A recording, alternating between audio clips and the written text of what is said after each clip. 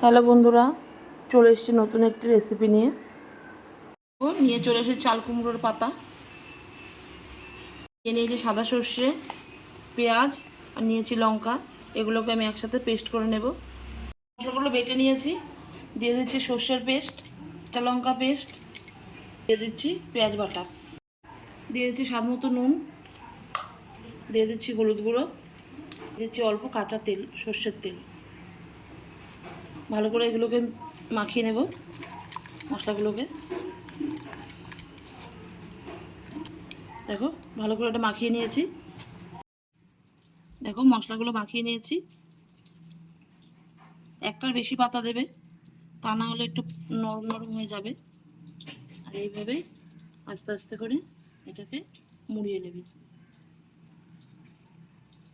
এইভাবে এইভাবে মুড়িয়ে নেবে পাতাটা।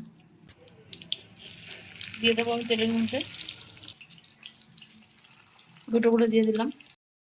আর কিছুটা বলতে দেবো। দেখো এটা ভাজা হয়ে গেছে, এবার আমি তুলে নেব। এক এক করে সব কটা এইভাবে ভেজে নেব। দেখো সব কটা বড়া আমি ভেজে নিয়েছি, রেডি হয়ে গেছে আমার চাল কুমড়ো পাতার বড়া।